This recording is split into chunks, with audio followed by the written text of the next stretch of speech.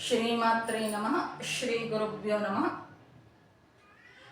ಕಳೆದ ಒಂದು ಸಂಚಿಕೆಯಲ್ಲಿ ರಾಮಾಯಣ ಅಯೋಧ್ಯಕಾಂಡ ಕಳೆದ ಒಂದು ಸಂಚಿಕೆಯಲ್ಲಿ ಶ್ರೀರಾಮಚಂದ್ರ ಪ್ರಭುವಿನ ಗುಣದಿಂದ ದಶರಥರಿಗೆ ಅತ್ಯಂತ ಪ್ರೀತಿಯಾಗಿರುವಂತಹ ಮಗ ಅಂತಂದು ಇಲ್ಲಿ ನಾನು ಮನವಿ ಮಾಡೋದಕ್ಕೆ ಪ್ರಯತ್ನ ಮಾಡಿದೆ. ಯಾಕಿಷ್ಟು ಪ್ರೀತಿ ಅಂತ ವಿವರಣೆ ಮಾಡೋದಕ್ಕೆ ಪ್ರಯತ್ನ ಮಾಡಿದೆ. ಕಥೆಯಲ್ಲಿ ಮುಂದೆ ಹೋಗೋಣಂತೆ. ಒಂದು ದಿನ ದಶರಥ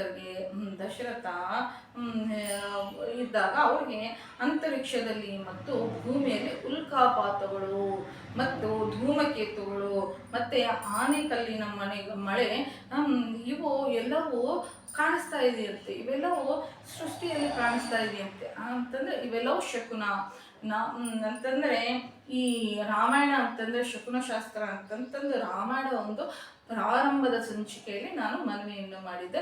ಅಂತಂದ್ರೆ ವ್ಯಕ್ತಿಗತವಾಗಿ ಯಾವುದಾದ್ರೂ ಒಳ್ಳೇದಾಗ್ಲಿ ಕೀಡಾಗ್ಲಿ ನಡೆಯುವಂಥದ್ದಕ್ಕೆ ಕೆಲವಷ್ಟು ಶಕುನ ತೋರಿಸುತ್ತೆ ಪ್ರಕೃತಿ.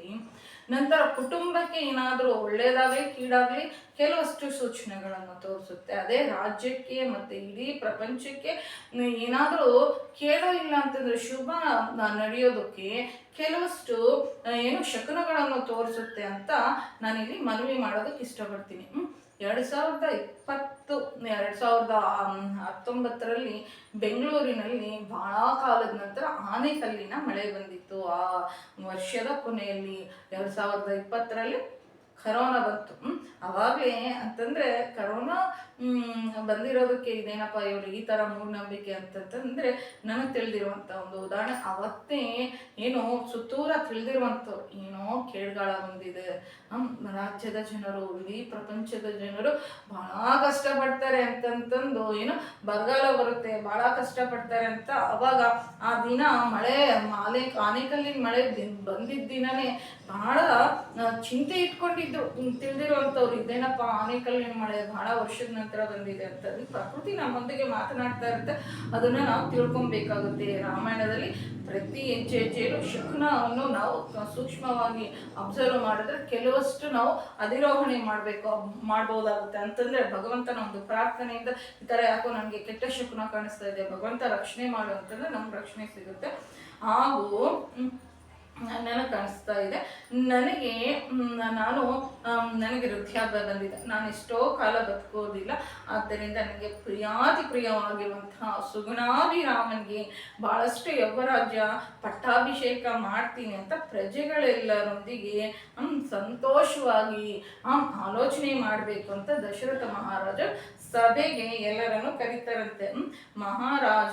ಮಹಾರಾಜರು ತನ್ನ ಮಂತ್ರಿಗಳನ್ನು ಇತರ ದೇಶದ ರಾಜರನ್ನು, ಪ್ರಭುತ್ವ ಉದ್ಯೋಗಿಗಳನ್ನು, ಜನಪದರನ್ನು, ಅಯೋಧ್ಯ ಪಟ್ಟಣವಾಸಿಗಳನ್ನು ಎಲ್ಲರನ್ನು ಕರೆಸ್ಬಿಟ್ಟು ದೊಡ್ಡದಾಗಿರುವಂತ ಸಮಾವೇಶವನ್ನು ಏರ್ಪಾಟು ಮಾಡ್ತಾರಂತೆ. ಅಂತಂದ್ರೆ ಇಲ್ಲಿ ತನ್ನಷ್ಟಕ್ಕೆ ತಾನು ವೈಯಕ್ತಿಕವಾಗಿ ತೆಗೆದುಕೊಂಡಿರುವಂತ ನಿರ್ಣಯ ಅಲ್ಲ. ಅಂತಂದ್ರೆ ನಾವಿವಾಗ ಪ್ರಪಂಚದಲ್ಲಿ ಅತ್ಯಂತ ದೊಡ್ಡದಾಗಿರುವಂತ ಪ್ರಜಾಸ್ವಾಮ್ಯ ದೇಶ ಅಂತ ನಾವು ಬರುವಾಗ ಹೇಳ್ಕೊಳ್ತಾ ಇರ್ತೀವಿ. ಅಂತಂದ್ರೆ ಪ್ರಜಾಸ್ವಾಮ್ಯ ದೇಶ 100% ನಮ್ಮ ಭಾರತ ದೇಶ ಪ್ರಜಾಸ್ವಾಮ್ಯ ದೇಶ. ಆದರೆ ಕೆಲವಷ್ಟು ಸಂದರ್ಭದಲ್ಲಿ ಅಪ್ರಜಾಸ್ವಾಮಿಕವಾಗಿರುವಂಥ ಆಳ್ವಿಕೆಗಳು ಎಷ್ಟು ನಡೆದಿದೆ ಅಂತಂತಂದು ಉದಾಹರಣೆ ಕೊಡೋದಕ್ಕೆ ನಾನು ಆ ಸಂದರ್ಭ ಬಂದಾಗ ನಾನು ತಿಳಿಸ್ಕೊಡೋದಕ್ಕೆ ಪ್ರಯತ್ನ ಮಾಡ್ತೀನಿ, ಆಯ್ತಾ? ಆಗ ಎಲ್ಲರನ್ನು ಕರೆದಿದ್ರಂತೆ. ಇಲ್ಲಿ ಕರೆದಿರುವಂಥವ್ರು ಯಾರನ್ನು ಕರೆದಿದ್ದಾರೆ? ತನ್ನ ಮಂತ್ರಿಗಳನ್ನು ಕರೆದಿದ್ದಾರೆ, ಬೇರೆ ದೇಶದ ರಾಜರನ್ನು, ಪ್ರಭುತ್ವ ಉದ್ಯೋಗಿಗಳನ್ನು, ಮತ್ತೆ ಜನಪದರು ಅಂತಂತಂದ್ರೆ ಯಾರು? ಹಳ್ಳಿಯಿಂದ ಬಂದಿರುವಂಥವ್ರು, ಹಾಗೂ ಅಯೋಧ್ಯ ಪಟ್ಟಣದ ವಾಸಿಗಳನ್ನು ಕೂಡ ಕರೆದಿದ್ರಂತೆ. ರಾಮನ್ಗೆ ಬೇಗ ಯೌವರಾಜ್ಯ ಪಟ್ಟಾಭಿಷೇಕ ಮಾಡಬೇಕು ಅನ್ನುವಂಥ ಒಂದು ಆತುರದಲ್ಲಿ ಕೈಕಾರಾಜ್ಯರನ್ನಾಗಿ ಜನಕ ಮಹಾರಾಜರನ್ನಾಗಿ ಕರೀಲಿಲ್ಲ. ಅಂತಂದ್ರೆ ಒಂದು ವಿಷಯ ದಶರಥ ಮಹಾರಾಜರ ಮನಸ್ಸಿನಲ್ಲಿ ಅಡಗಿದೆ ಅಂತ ನಾವಿಲ್ಲಿ ತಿಳ್ಕೊಬೇಕಾಗತ್ತೆ. ಏನು ಅಂತ ಮುಂದಿನ ಒಂದು ದಿನಗಳಲ್ಲಿ ನಾವು ತಿಳ್ಕೊಳ್ಳೋಣಂತೆ. ಇದೆ ಈ ತರ ಕರೀದಲೇ ಇರೋದಕ್ಕೆ. ಏನು ಅವ್ರಿಗೆ ಏನು ಗೊತ್ತಿರಲಿಲ್ಲ, ಒಂದು ತಿಂಗಳಿಗೆ ಹೋಗ್ತೀನಿ, ಒಂದು ವರ್ಷಕ್ಕೆ ಹೋಗ್ತೀನಿ ಅಂತ. ಹಬ್ಬ ಅಂತಂದ್ರೆ ಒಂದು ವಾರ ಲೇಟ್ ಆಗ್ತಾ ಇತ್ತು. ಆದರೆ ಕರಿದಲ್ಲೇ ಇದು ಮಾಡಿದ್ದಾರೆ ಅಂತಂದ್ರೆ ಸಂದರ್ಭ ಬಂದಾಗ ತಿಳಿಸಿದ್ರೇನೆ ಚೆನ್ನಾಗಿರುತ್ತಲ್ಲ. ಒಂದು ಸಸ್ಪೆನ್ಸ್ ಇರುವಂತ ಸಿನಿಮಾಗಳು, ಸ್ಟೋರಿಗಳು ಅಂತಂದ್ರೆ ನಮ್ಗೆ ಈ ಥರನೇ ಇದಾಗುತ್ತಲ್ಲ. ಇಲ್ಲಿ ಒಂದು ಚಿಕ್ಕ ಸಸ್ಪೆನ್ಸ್ ಅನ್ನು ಕೂಡ ನಾನು ಮೇಂಟೈನ್ ಮಾಡೋದಕ್ಕೆ ನನಗೆ ಅವಕಾಶ ಮಾಡಿಕೊಡ್ಬೇಕು ಅಂತ ನಾನು ಕೇಳ್ತಾ ಇದ್ದೀನಿ. ದಶರಥ ಮಹಾರಾಜರು ಎಲ್ಲರನ್ನು ಕರೆಸಿದ್ರಂತೆ, ಇಷ್ಟು ದೊಡ್ಡ ಸಭೆಯನ್ನು ಏರ್ಪಾಟು ಮಾಡಿದ್ನಂತ. ದಶರಥರು ಸಭೆಗೆ ಬಂದು ಕೂತ್ಕೊಳ್ತಾರಂತೆ. ಆಗ ಎಲ್ಲರೂ ತಮಗೆ ಏರ್ಪಡಿಸಿರುವಂತ ಸ್ಥಾನದಲ್ಲಿ ಕೂತ್ಕೊಳ್ತಾರಂತೆ. ಆಗ ದಶರಥ ಮಹಾರಾಜರು ಹೀಗಂತಾರಂತೆ, ಈ ಬಿಳಿದಾಗಿರುವಂತ ಛತ್ರಿ ಕೆಳಗೆ ನಾನು ಕೆಲವು ಸಾವಿರ ವರ್ಷಗಳನ್ನು ಕೂತ್ಕೊಂಡಿದ್ದೀನಿ.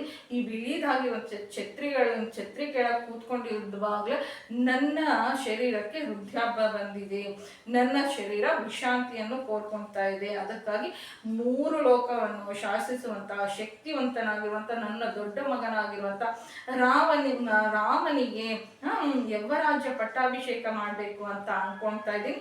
ನನ್ನಷ್ಟಕ್ಕೆ ನಾನು ತಗೊಂಡಿರುವಂಥ ನಿರ್ಣಯ ಖಚಿತವಾಗಿರ್ಬೋದು, ಸರಿಯಾಗದೇ ಇರ್ಬೋದು. ರಾಮ ನನ್ನ ದೊಡ್ಡ ಮಗನಾಗಿರೋದ್ರಿಂದ ನಾನು ಪಕ್ಷಪಾತ ಬುದ್ಧಿಯಿಂದ ನಾನು ನಿರ್ಣಯ ತೆಗೆದುಕೊಂಡಿರ್ಬೋದು. ನಾನು ನ್ಯಾಯ ವಿಚಾರಣೆಗಳನ್ನು ಮಾಡದೇ ಇರ್ಬೋದು. ಪುತ್ರನ ಒಂದು ಪ್ರೀತಿ ಅಂತಂದ್ರೆ ಹೆತ್ತವ್ರಿಗೆ ಯಜ್ಞ ಮುದ್ದು ಅಂತ ಒಂದು ಗಾದೆ ಇದೆಯಲ್ವಾ, ಆ ಥರ ಅಲ್ಲದೆ ಏನು ನಾನು ಈ ಸಿಂಹಾಸನದ ಮೇಲೆ ಕುತ್ಕೊಂಡು ಅಂತವನು ಧರ್ಮಬದ್ಧವಾಗಿ ಪಾಲನೆ ಮಾಡಬೇಕು. ಪ್ರಜೆಗಳನ್ನು ತನ್ನ ಹೆತ್ತ ಮಕ್ಕಳಂತೆ, ಹೊಟ್ಟೆಯಲ್ಲಿ ಹುಟ್ಟಿರುವಂಥ ಮಕ್ಕಳಂತೆ ನೋಡ್ಕೋಬೇಕು. ರಾಮ ಪಟ್ಟಾಭಿಷೇಕಕ್ಕೆ ಅರ್ಹನಾಗಿದ್ದಾನೆ ಅಂತ ನಾನು ಅಂದ್ಕೊಳ್ತಾ ಇದ್ದೀನಿ. ಆದರೆ ರಾಮ ಅಂತವನು ಅಲ್ವೋ ಅಂತ ನೀವು ವಿಚಾರಿಸಿ ನಿಷ್ಪಕ್ಷಪಾತವಾಗಿ ರಾಗದ್ವೇಷ ಇಲ್ಲದೆ ನಿರ್ಣಯಿಸಿ, ಯಾವುದೇ ಭಯ ಇಲ್ಲ, ಇದರಲ್ಲಿ ಯಾವುದೇ ಒತ್ತಡ ಇಲ್ಲ ಅಂತ ಹೇಳ್ತಾರಂತೆ. ನೀವೆಲ್ಲರೂ ಕೂಡ ರಾಮನ್ ಪಟ್ಟಾಭಿಷೇಕ ಅರ್ಹನ ಅಂತ ಅಂದ್ಕೊಂಡ್ರೆ ಪಟ್ಟಾಭಿಷೇಕ ಮಾಡೋಣಂತೆ. ನೀವೆಲ್ಲರೂ ಚೆನ್ನಾಗಿ ಆಲೋಚನೆ ಮಾಡಿ ನಿರ್ಣಯಿಸ್ಕೊಳ್ರಿ ಅಂತ ಹೇಳ್ತಾರಂತೆ. ಇದಲ್ವಾ ಪ್ರಜಾಸ್ವಾಮ್ಯ ಅಂತಂತಂದ್ರೆ ಸಿನಿಮಾ ಆಕ್ಟರ್ ಮಕ್ಕಳು ಸಿನಿಮಾ ಆಕ್ಟರ್ಗಳಾಗ್ತಾ ಇರ್ತಾರೆ, ರಾಜಕೀಯ ನಾಯಕರ ಮಕ್ಕಳು ರಾಜಕೀಯ ನಾಯಕರಾಗ್ತಾ ಇರ್ತಾರೆ. ಅವರು ತಂದೆಗಿದ್ದಷ್ಟು ಒಂದು ಶಕ್ತಿ, ತಂದೆಗಿದ್ದಷ್ಟು ಒಂದು ನಿಸ್ವಾರ್ಥ ಭಾವನೆ ಮಕ್ಕಳಿಗೆ ಇರ್ಬೋದು, ಇಲ್ಲದೆ ಇರ್ಬೋದು. ಆಲ್ಮೋಸ್ಟ್ ಆಲ್ ಇರುತ್ತೆ. ಆ ಸಾಮರ್ಥ್ಯ ಇರ್ಬೋದು, ಇಲ್ಲದೆ ಇರುವಂಥ ತಂದೆ ಬೆಳೆದಿರುವಂಥ ವಾತಾವರಣನೇ ಬೇರೆ ಇರುತ್ತೆ.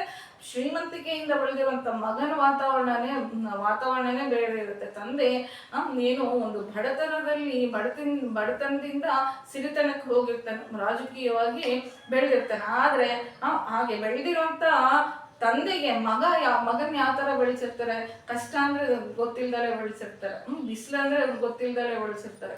ಈ ಥರ ಇರುವಂಥ ಮಗ ಯಾವ ಥರ ನ್ಯಾಯ ಮಾಡ್ತಾನೆ ಅಂತ ನಾವು ಅನ್ಕೊಬೇಕಾಗುತ್ತೆ. ಗಾಂಧಿ ಅಲ್ಲದೆ ಇರುವಂಥ ಗಾಂಧಿ ಒಂದು ಕುಟುಂಬ ಎಷ್ಟು ಕಾಲದಿಂದ ನೆಹರು, ಇಂದಿರಾ ಗಾಂಧಿ ಅವರು, ಸೋನಿಯಾ ಗಾಂಧಿ ಅವರು ವಿದೇಶಸ್ಥರಾದ್ರೂ ನಮ್ಮ ಭಾರತೀಯರ ಒಂದು ಇದಕ್ಕೆ ಔದಾರ್ಯಕ್ಕೆ ಅದೇನು ಅಂದ್ಕೋಬೇಕೋ ಗೊತ್ತಿಲ್ಲ.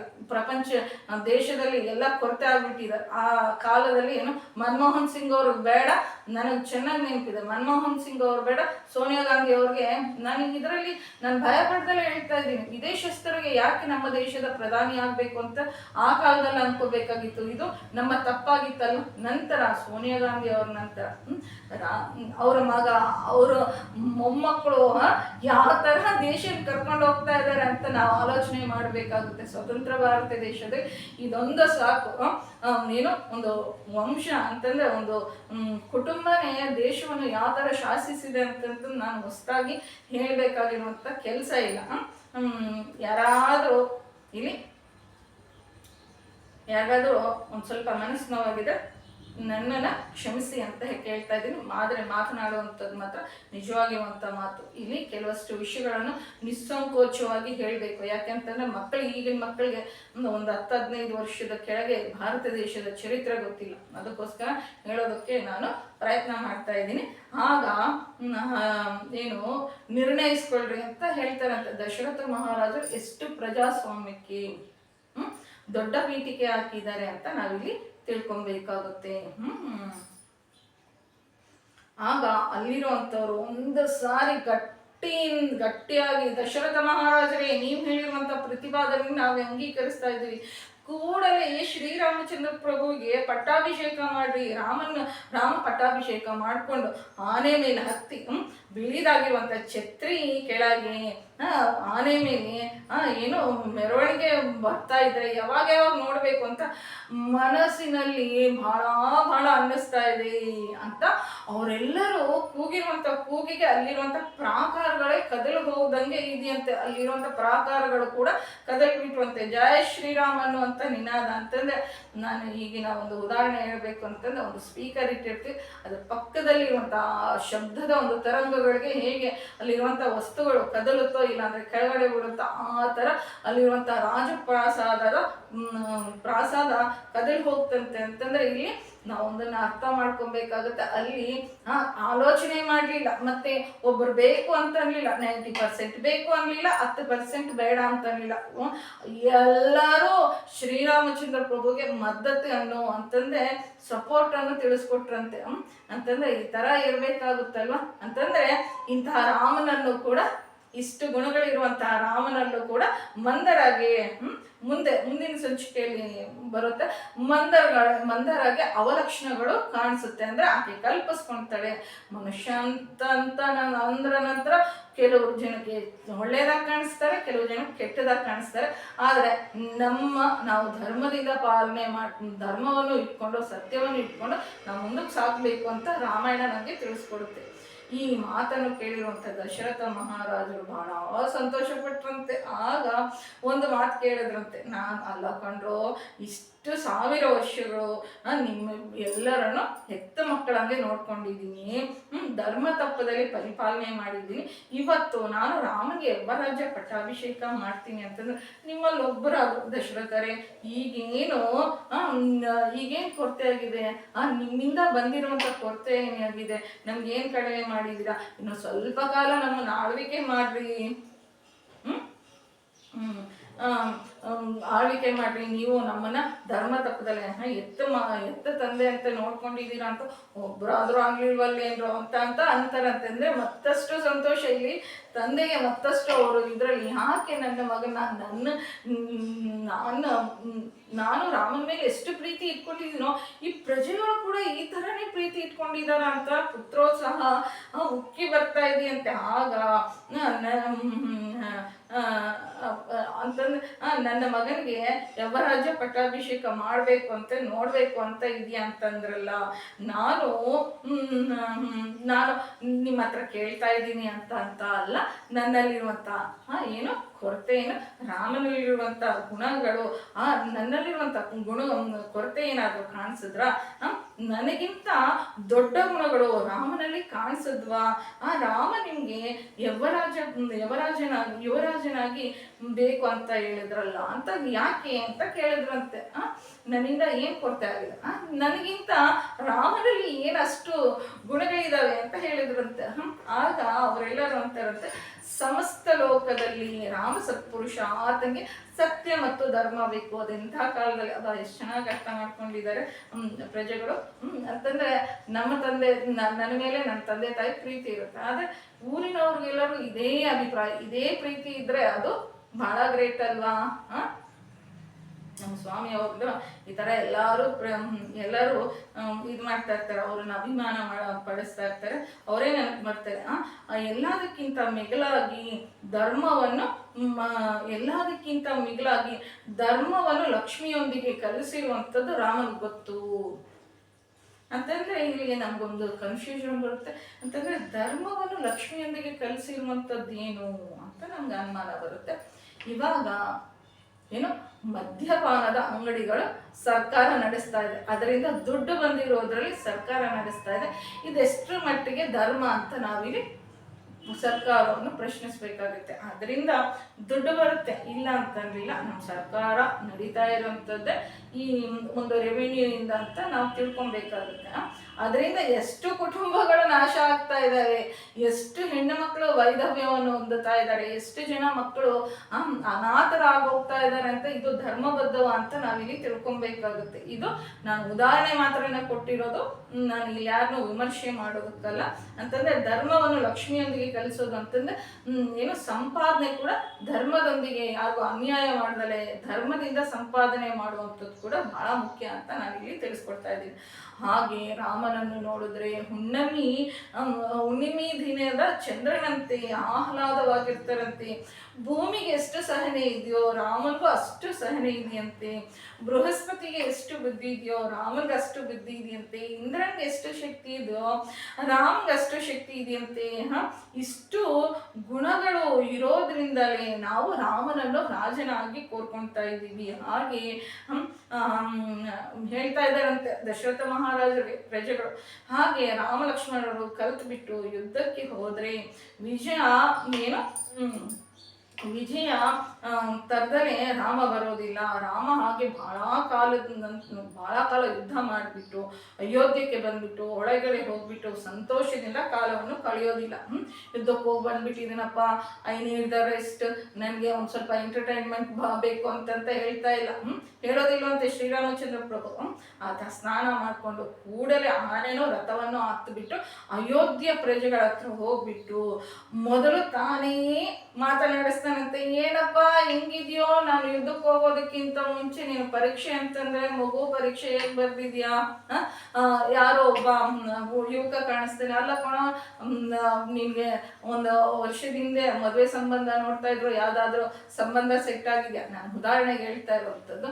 ಮತ್ತೆ ಯಾರೋ ಹಿರಿಯರು ಕಾಣಿಸ್ತಾರೆ, ಅವ್ರ ಪಾದಕ್ಕೆ ನಮಸ್ಕಾರ ಮಾಡ್ಕೊಂಡು ಈಗ ನಿಮ್ಮ ಆರೋಗ್ಯ ಹೇಗಿದೆ, ಅವಾಗ ಹಿಂಗೆ ಹೇಳಿದ್ರಲ್ವಾ, ನಾನು ದುಡ್ಡು ಕಳಿಸ್ತೀನಿ ಅಂತ ಅಂದ್ರಲ್ಲ, ನಿಮ್ಮ ಆರೋಗ್ಯ ಹೇಗಿದೆ, ನಿಮ್ಮ ಮನೇಲಿ ನಿಮ್ಮನ್ನ ಎಲ್ಲರೂ ಚೆನ್ನಾಗಿ ನೋಡ್ತಾ ಇದ್ದಾರ ಅಂತಂದ್ರೆ ಈಗಿನ ಕಾಲದಲ್ಲಿ ಈ ತರ ನಿಸ್ವಾರ್ಥವಾಗಿ ಮಾತನಾಡಿಸಿ ನೋಡಿ ಎಷ್ಟು ಸಂತೋಷ ಪಡ್ತಾರೆ ಅಂತಂದ್ರೆ, ಎಸ್ಪೆಷಲಿ ವಯಸ್ಸಾದಂಥವ್ರ ಹತ್ರ ಮಾತನಾಡುವಂಥವ್ರೆ ಬಹಳ ಕಡಿಮೆ ಆಗ್ಬಿಟ್ಟಿದ್ದಾರೆ ಅಂತ ಅನ್ನಿಸ್ತಾರೆ. ಆ ವಯಸ್ಸಾದಂಥವ್ರನ್ನ ಮಾತನಾಡಿಸಿ ಅವ್ರನ್ನ ಯೋಗಕ್ಷೇಮ ಒಂದು 10 ನಿಮಿಷ ಮಾತನಾಡಿದ್ದಾರೆ ಅಂತಂದ್ರೆ ಅವ್ರ ಕಣ್ಣಲ್ಲಿ ಎಷ್ಟು ಆನಂದ ಕಾಣಿಸುತ್ತೆ. ಅನಾಧಾರಣೆಗೆ ಗುರಿಯಾಗಿ ಹೋಗ್ತಾ ಇದ್ದಾರೆ. ಇವಾಗ ನಮ್ಮ ಜೀವನವನ್ನು ನಿಲ್ಲಿಸಿರುವಂಥ ನಮ್ಮ ಅಜ್ಜಿ ತಾತಂದರಾಗಿ ವಯಸ್ಸಾಗಿರುವಂಥವ್ರು ಎಲ್ಲರೂ ನಮ್ಮನ್ನು ಮಾತನಾಡಿಸೋರಿಲ್ಲ. ಅವ್ರ ಪಕ್ಕದಲ್ಲಿ ಇದ್ರು ಇನ್ಕ್ಲೂಡ್ ನನ್ನನ್ನು ಸೇರಿಸ್ಕೊಂಡು ಹೇಳ್ತಾ ಇದ್ದೀನಿ. ಪಕ್ಕದಲ್ಲಿ ದೊಡ್ಡವರಿದ್ರೆ ನಾನು ಸೆಲ್ಫೋನ್ ನೋಡ್ಕೊಂಡು ಕುತ್ಕೊಳ್ಳೋಂಥ ದುರ್ಮಾರ್ಗಗಳು. ನನ್ನಂಥ ಕೆಲಸ ಯಾರು ಮಾಡಬೇಡಿ, ಈ ಒಂದು ಕೆಟ್ಟ ಅಭ್ಯಾಸವನ್ನು ಬಿಡಬೇಕು ಅಂತ ಪ್ರಯತ್ನ ಮಾಡ್ತಾ ಇದ್ದೀನಿ. ಶ್ರೀರಾಮಚಂದ್ರ ಪ್ರಭುವಿನ ಒಂದು ದಯೆ ಇದ್ದರೆ ನಾನು ಅದನ್ನು ಅಧಿಗಮಿಸ್ಬೇಕು ಅಂತ ನಾನು ಭಗವಂತನಲ್ಲಿ ಕೇಳ್ಕೊಳ್ತಾ ಇದ್ದೀನಿ. ಆಗ ಏನು ಮಾತನಾಡಿಸ್ತಾರಂತೆ, ರಥ ಎಕ್ಕಿ ಮಾತನಾಡಿಸ್ತಾರಂತೆ. ಮೊದಲೇ ಕುಶಲ ಪ್ರಶ್ನೆಗಳನ್ನು ಕೇಳ್ತಾ ಇರ್ತಾರಂತೆ. ಮೊದಲೇ ತಾನು ಪ್ರಶ್ನಿಸ್ತಾರಂತೆ, ಯಾರಯ್ಯ ಈ ಥರ ಪ್ರಶ್ನಿಸುವಂಥ ರಾಜ, ಇಂಥ ಗುಣ ಇರುವಂಥ ನಿನ್ನ ಮಗ, ಇಂಥ ಗುಣಗಳೆಲ್ಲವೂ ನಿನ್ನ ಮಗನಿಗಿದೆ, ಅದಕ್ಕಾಗಿ ನಮಗೆ ಆತ ಯುವರಾಜನಾಗಿ ಬೇಕು ಅಂತ ಹೇಳ್ತಾರಂತೆ. ಹಾಗೆ ಪ್ರಜೆಗಳು ಸಂತೋಷವಾಗಿದ್ದೆ ತಂದೆ ಸಂತೋಷಿಸಿದಂತೆ ತಾನು ಸಂತೋಷಿಸ್ತಾರಂತೆ. ನಮ್ಮನ್ನು ತಂದೆ ಅಂತ ಪ್ರೀತಿಯಿಂದ ನೋಡ್ಕೊಳ್ತಾರಂತೆ. ಪ್ರೀತಿ ಅಂದ್ರೆ ತಾನು ಅನುಭವಿಸದೇ ಇದ್ರು ತನ್ನವರು ಅನುಭವಿಸಿದ್ರೆ ನೋಡಿ ಆನಂದ ಪಡ್ತಾರೆ. ತಂದೆಗೆ ಶುಗರ್ ಇರುತ್ತೆ, ಆದ್ರೆ ಮಕ್ಕಳು ತಿನ್ಲಿ ಅಂತಂತ ಸ್ವೀಟ್ ಬಾಕ್ಸ್ ತಂದು ಮಕ್ಕಳು ತಿಂತಾ ಇದ್ರೆ ಸಂತೋಷ ಪಡ್ತಾರೆ. ಇದು ತಂದೆಯ ಪ್ರೀತಿ, ತಾಯಿಯ ಪ್ರೀತಿಗೂ ಮತ್ತು ವ್ಯಾಮೋಹಕ್ಕೂ ಆಕರ್ಷಣೆಗೂ ನಾವಿಲ್ಲಿ ವ್ಯತ್ಯಾಸ ತಿಳ್ಕೊಬೇಕಾಗುತ್ತೆ. ಪ್ರಜೆಗಳಿಗೆ ಏನಾದರೂ ಕಷ್ಟ ಬಂದು ಹೋದ್ರು ರಾಮ ಮಾತ್ರ ಆ ಕಷ್ಟವನ್ನು ನೆನೆಸ್ಕೊಂಡು ದುಃಖ ಪಡ್ತಾನೆ ಇರ್ತಾರಂತೆ. ಅಂತಂದ್ರೆ ಇಲ್ಲೊಂದು ಉದಾಹರಣೆ ಪಂಡಿತರು ಏನ್ ಹೇಳ್ತಾರೆ ಅಂತಂದ್ರೆ, ಒಬ್ಬ ಆಕೆ ಅಕ್ಕಿಯನ್ನು ಏನು ಕಲ್ಲು ಹೇರ್ತಾ ಮಗುವನ್ ಪಕ್ಕದಲ್ಲಿ ಇಟ್ಕೊಂಡು ಮನೆ ಮುಂದೆ ಕಲ್ಲು ಹಾರಿಸ್ತಾ ಕೂತ್ಕೊಂಡಿರ್ತಾರಂತೆ. ಪಕ್ಕದ ಮನೆಯವರು ಬಂದುಬಿಟ್ಟು ಮಾತಾಡಿಸ್ತಾರಂತೆ. ಪಕ್ಕದ ಮನೆ ಆಕೆ ಬಂದು ಅವರಿಬ್ರು ಮಾತಿನಲ್ಲಿ ಇದ್ದಾಗ ಈ 1 ವರ್ಷದ ಮಗು ಏನು ಅಂಬೆಗಾಲು ಹಾಕೊಂಡು ಹೋಗ್ಬಿಟ್ಟು ಯಾವುದೋ ಒಂದು ಒಂದು ಬಾವಿಯಲ್ಲಿ ಬಿದ್ದುಬಿಡುತ್ತಂತೆ. ಅವಾಗ ಆ ತಾಯಿ ಲಬೋದಿಗೋ ಅಂತ ಬಡ್ಕೊಂಡಾಗ ಏನು ಅಲ್ಲಿ ಒಂದು ಮರಳಿನ ದಿನ್ನೆ ಇರೋದ್ರಿಂದ ಆ ಮಗು ಏನು ಆಗದೆ ಇದ್ದಾಗ ಅಲ್ಲಿರುವಂಥ ಪಕ್ಕದವರು ಎತ್ತಿ ಕೊಡ್ತಾರಂತೆ. ಅಯ್ಯೋ ಕಂದ, ನಾನಿದ್ರೂ ಇಂಥ ಇದು ಮಾಡ್ಬಿಟ್ನಲ್ಲ ಅಂತಂತಾರಂತೆ. ನಂತರ ಯಾವುದೋ ಒಂದು ಧರ್ಮಸ್ಥಳದಲ್ಲೋ ಇಲ್ಲ ಅಂತಂದ್ರೆ ಮೈಸೂರು ಚಾಮುಂಡಿ ಕ್ಷೇತ್ರದಲ್ಲೋ ಈಕೆ ಒಬ್ಬ ಆ ತಾಯಿಯ ಮಗುವಿನ ತಾಯಿ ಪ್ರಸಾದ ತಗೊಳ್ತಾ ಇರ್ತಾರಂತೆ. ಇನ್ನೊಬ್ಬ ಆಕೆ ಬಂದ್ಬಿಟ್ಟು, ನೀವು ಆ ಊರಲ್ಲಿ ಇದ್ರಲ್ವಾ, ನಿಮ್ಮೊಂದಿಗೆ ಮಾತನಾಡ್ಬೇಕಾದ್ರೆ ಏನು ನಿಮ್ಮ ಮಗ ಬಾವಿಯಲ್ಲಿ ಬಿದ್ದೋಗ್ಬಿಟ್ನಲ್ವಾ ಅಂತ ಕೇಳ್ತಾರಂತೆ. ಅದೇ ಸಂದರ್ಭದಲ್ಲಿ ಅಮ್ಮ ಆಯ್ತಾ ಹೋಗೋಣ ಅಂತಂತ ಆ ಮಗು ಬರ್ತಾನಂತೆ. ಊನಮ್ಮ, ನನ್ನ ಅದೃಷ್ಟ ಚೆನ್ನಾಗಿತ್ತು, ನನ್ನ ಹೊಟ್ಟೆ ತಣ್ಣಗಿತ್ತು, ಅದಕ್ಕೋಸ್ಕರನೇ ಮಗು ಇದು ಮಾಡ್ಬಿಟ್ಟು ಆವತ್ತು ಎಷ್ಟು ಇದಾಗ್ಬಿಟ್ಟಿತ್ತು. ಏನಾದ್ರೂ ಹೆಚ್ಚು ಕಡಿಮೆ ಆಗಿದ್ದಿದ್ರೆ ನಾನು ಬದುಕ್ತಾ ಇದ್ನ.